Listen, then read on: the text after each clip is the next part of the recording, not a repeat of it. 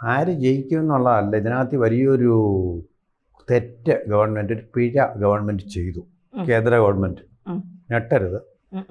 മിയാ കൾപ്പ, മിയാ maxima കൾപ്പ, എൻ്റെ പിഴവ്, എൻ്റെ വലിയ പിഴവ്. പണ്ട് ക്രിസ്തു പറഞ്ഞതാണ്, എൻ്റെ പിഴവ്, എൻ്റെ വലിയ പിഴവ്. മാപ്പ് ചോദിക്കണം. ആരോടെ? രാഹുൽ ഗാന്ധിയോടല്ല, തെരഞ്ഞെടുപ്പ് കമ്മീഷനോട്. കാരണം SIR എന്ന് പറയുന്ന ഒരു വിഷയം സാധാരണ നടപടിക്രമം അനുസരിച്ചും കീഴ്വഴക്കം അനുസരിച്ചും പാർലമെൻറ്റിൽ ചർച്ച ചെയ്യാനേ പാടില്ല. കാര്യം എന്താ? ഈ SIR എന്ന് പറയുന്നത് ഭരണഘടനാ സ്ഥാപനമായിട്ടുള്ള തെരഞ്ഞെടുപ്പ് കമ്മീഷൻ്റെ ആത്യന്തികമായിട്ടുള്ള അധികാരമാണ്. നമ്മൾക്കറിയാമല്ലോ 4 വിങ്ങുകളുണ്ടെന്ന്.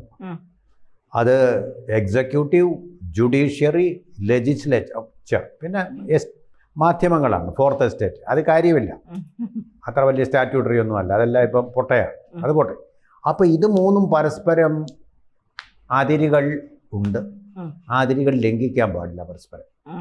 അതുകൊണ്ട് തന്നെ ഇവിടെ ഈ തെരഞ്ഞെടുപ്പ് കമ്മീഷൻ എന്ന് പറയുന്ന ഭരണഘടനാ സ്ഥാപനം അത് എക്സിക്യൂട്ടീവിൻ്റെ ഭാഗമാണ്.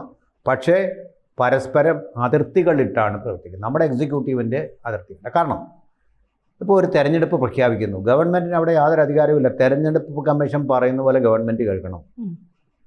അല്ലാതെ തന്നെ കോൺസ്റ്റിറ്റ്യൂഷനലി, ഭരണഘടനാപരമായിട്ട് തെരഞ്ഞെടുപ്പ് കമ്മീഷൻ്റെ അധികാരങ്ങളിൽ കൈകടത്താൻ ഒരു അവകാശവും കേന്ദ്ര ഗവൺമെൻറ്റിനില്ല, സംസ്ഥാന ഗവൺമെൻറ്റുകളിൽ. കാരണം എന്താണ്? ഫ്രീ ആൻഡ് ഫെയർ ഇലക്ഷൻ എന്നാണ് കോൺസ്റ്റിറ്റ്യൂഷൻ പറയുന്നത്. അതിൻ്റെ ചുമതല കൊടുത്തിരിക്കുന്ന ആർക്കാണ്? പ്രധാനമന്ത്രിക്കല്ല, പ്രസിഡന്റിനല്ല, തിരഞ്ഞെടുപ്പ് കമ്മീഷൻ.